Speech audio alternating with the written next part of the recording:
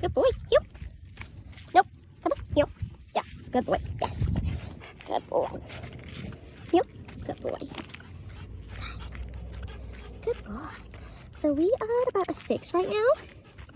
And remember, this black button right here, when you guys come and get hands on, every time we give a command, pressure on until he completes it, right? And there's Christopher coming as a decent little distraction. Our red button is kind of like our booster for an oh shit button. Like, he's not listening, his adrenaline's being raised, you know, something distracting, and we need to match that adrenaline rush. So sometimes you'll even go higher than this red button, depending on how tight you have your collar, how you have it set. Yep, come on, yes, good boy. What type of stimulation you have going on, you know, certain things. I find the kids top him off with his adrenaline and his stimulation levels compared to anything else, over dogs, over everything. The tiny humans are definitely the winners. So I find, you know, I'm having to correct him with the red button a little bit more in the beginning when the kids are first getting home, because he loves the kids so much. But after a couple minutes of getting him under control, working him through it, good boy, he's great. He just needs that reprimanding to let him know, hey, you're going to settle down, you're going to do what I'm asking you to do, and that's it. Yes, good boy. You kind of cheated there. Down. Yes. No, down. Yes. So he's kind of fresh out of the kennel. We just got home from picking up Hayden, and I'm trying to beat the storm that we're supposed to be getting. Down. So you'll see a little bit of his excitability, how I have to reroute it, how I'm working it down, and what type of reminders I'm setting. If I have to correct him one more time, I'm going to go to my booster, and you'll notice a head shake when I do it. But right now, I've been at my black button, and I usually try to tell everybody, and when I can actually pay attention between the phone, the dog, and the e-collar, 2 times or more, you're going to your red button, so that way you nip it in the bud immediately. Like watching everything. Did you get Bubby yet? No. Okay. Down. Yes. Okay, heel. Good boy, yes. And as I start moving, button on until he's in motion with me. That way it sets the tone of what I want from him instead of him backtracking. Heel, good boy, yes. If he's too far behind, button, heel, yes. And then turn off your pressure by letting go. Heel, yes. When he reaches where he's supposed to be on your legs. Good boy. So the trails are full of water from this afternoon, so we're not going to go down the trails, but we're going to stay up and down right here. He likes to sniff. He kind of checks out just a little bit down here, at least when we tried it earlier today. Yep. Good boy. So I want to see how our second adventure goes down here, just because there's bunnies, there's raccoons, there's, you know, poop around here, all of that fun stuff. Yep. Good boy. Yes. Good job. Sorry, I'm so used to like holding this up here, so I'm trying to make it to where you guys can see everything. Good boy. And I'm just asking for lots of structured healing right now because it's going to show respect. Heel. Yes, good boy. And respect is I'm paying attention, I'm listening, I'm following, I know what I'm supposed to do. Not that you'll do a lot of this. Down. You see how he went a little too far forward? He checked out right there. So what I'm going to do is I'm going to take him. Heel. Yes. I'll backtrack this way. Heel. Yes. Yes, good boy. Down. Off. Down. And I red button that. Anytime he's jumping, red button. Anytime he's blowing us off, down. Yes. Like right now, we're gonna have that excitability. This is gonna be what he's like when you guys first get home from working, or when he's in the crate for a long period of time. Like I've been gone for maybe 2 hours. I have to get in parent pickup line at 2 o'clock. She gets out at 3:10. Otherwise, I get a really bad spot, and I'm there forever. And I left at 1:30 to get gas, get a couple groceries, and then we're back home. So that's probably one of the longer time frames he's had to be in the kennel during the day, because Chris is usually here and he wasn't here today. Down. But when you guys get home from work, he's going to be on that excitable side, so you'll notice your levels are going to change anywhere from a 6 to a 12 to maybe an 18, as long as everything's fitted nice and snug the way it should be. So e-collar right in front of this ear on a muscle, and then it'll be the same coming over here. And then your prong collar will always be right up here, your e-collar, and then your flat. Down. Good boy. Down. Good. Okay. Heel. Good boy. Good job. So everybody's going to have to practice a lot of this for the respect to transfer. We've developed a pattern of mutual respect for each other, and he understands what his consequences are with me. So that's where Wednesday, it's going to be an hour to an hour and a half. Wear sneakers. Best walking shoes you can, because we'll kind of be up and down. We'll go down to 18th and back, work on our structured healing, and by the time we get back, he's over the overstimulation of seeing you guys down. Yes. And it's not as excitable anymore. You know, he hasn't seen you guys. He's going to be so happy, just like him now. He's like, oh my God, okay, I'm a little on the excitable edge, but he'll be twice that seeing you. Yep. So we are going to work that out with lots of sits, structured heeling, downs. And when we come back down this way, we typically do some off leash work as long as he's not melting. We'll go in the yard, give him a break, work on place out there, go over everybody's schedule, how often to implement, going over your ground foundation with pairing the e-collar, putting it on, everything that you guys are going to need to know. Good boy, yes. Down, yes. Down, good boy. And then it's just a matter of making sure you guys have a decent schedule to incorporate a good 20 to 30 minutes through the day, if not more. A good 20 to 30 minutes between a good 10-minute structured walk, just bonding with you guys, making sure the respect transfers, as well as him just understanding this is our new routine, because that's the hard part. When they come home, they don't realize, hey, this is going to come home with me. Nope, off, down. Yes. Good job. Good. Yep. And anytime those feet come off that ground, off. He knows what off is without the e-collar, and he does do very well if for some reason you don't have the e-collar. He has been pattern trained very well. He's definitely not a stupid dog, but he definitely knows what he can get away with. For our guys, I don't mind, because I have doodles, I breed doodles. My guys learn, you can jump out here, but do not touch me.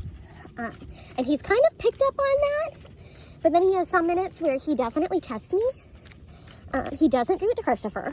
I don't know if it's a man thing or what, but I definitely do more with him on that side of stuff. Down. Christopher's definitely the fun guy. He lets them get away with a little bit more, but in a way it's kind of beneficial because I can see what their weak spots are and where their strong points are after Chris handles and then gives me back the reins. Good, down.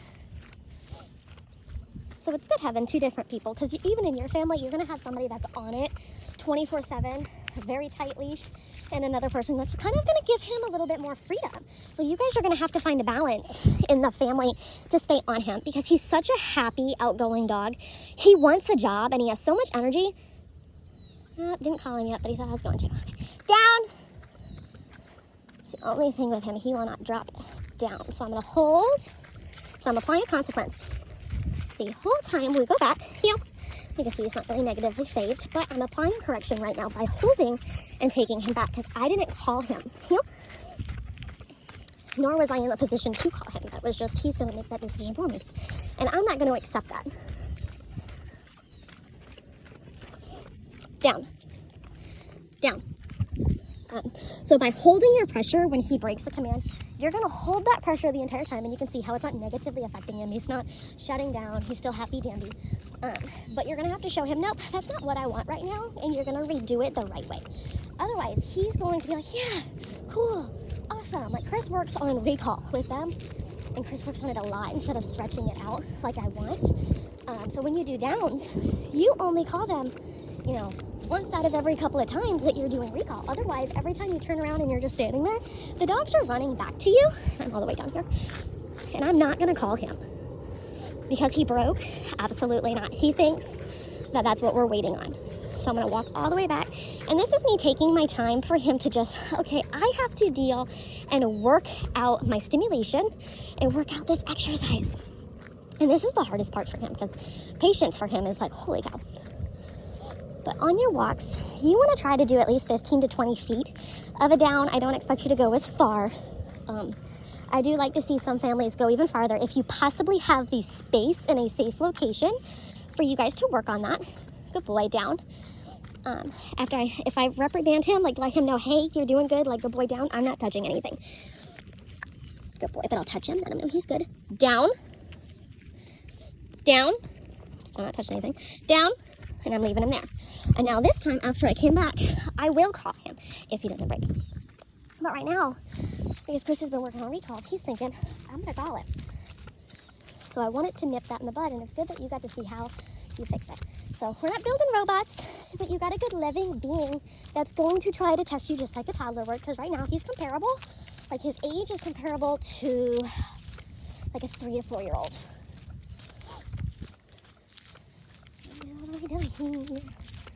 I'm working my way back. I'm gonna stand here for a second Good, 10 seconds just standing here, so that way he doesn't learn as soon as you turn around, he doesn't come a-blazing. He has to wait for that command. Okay, Tucker, come! Come on, yes! Good boy!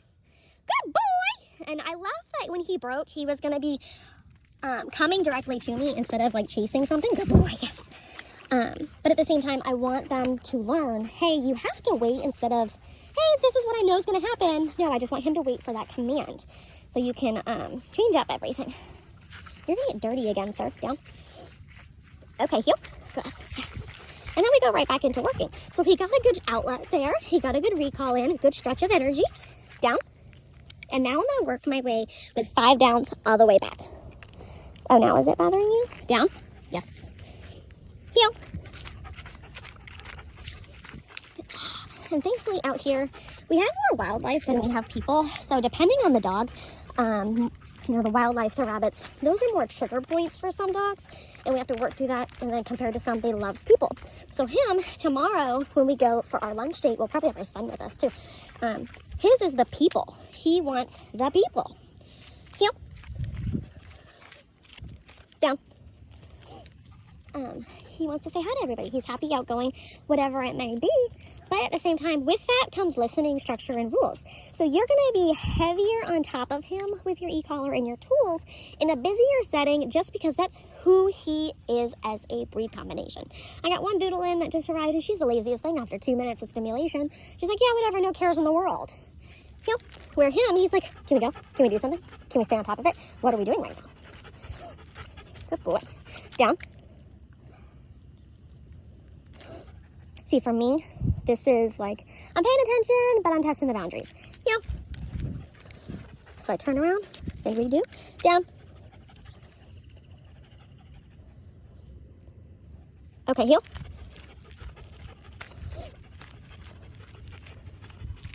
Down. Good. Heel. And this next down, I'm going to leave him there. Down. Down. I'm not going to go as far. I'm just going to walk a big circle.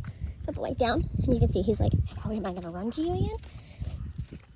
But I would not recall him this time because we just did a recall. But I'm going to go back. Good job. Good boy. Down. Down. Yes. So just because I touch him doesn't mean like you're free to get up and do. Down. Yes. Down. So I did red button that time. So I'll work that right now. Down. Down. Yes. And with my red button, it goes up to a 11. Down. So the moment he comes into a sit, because you guys will, be lots of touching, kids lots of touching, family lots of touching, you want him to be calm, right? Instead of bouncing around. Down. Good. Heel. So this is probably ideally what he's going to look like fresh out the box as soon as someone gets home, starts tinkering with him. Once I get in another session after the rain comes in, come on. He'll be 1,000 times better. He's more relaxed, not as stimulated. And that's what typically everybody sees in the afternoons after he's had like such a full day back to back, where you need a good video of, hey, this is how you micromanage him being piss and vinegar. Heel. And you can see he's starting to slack a lot more. So he's slowly wearing down. Heel. Come on, heel. Yes. Down. Yes. Down. I'm just going to stretch this out. We've been out here for 16 and a half minutes at this point on video. I'm just kind of taking advantage. Good boy. The rain started hitting around 12. We got a little bit of place work. Down. But nothing excessive. Even school is calling, you'll have to call them back. Yep. Good job. So yeah, when it rains, I do a lot of place work, but really with place and the kids are not home, it's so easy because it's just like, hey, lay in your bed, not a big deal, here's your bone, which he's great with. Yep. When the kids are home, that's when it's game on because he wants to be a part of everything, like the midgets running through the house, right? Down. Good boy. Down.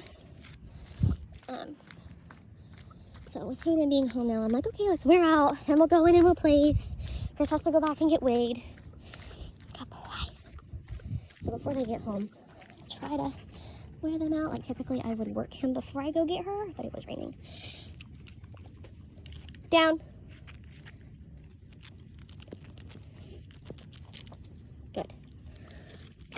Down. Let's see how I'm just kind of like aggravating him. Down. Good. Okay, heel.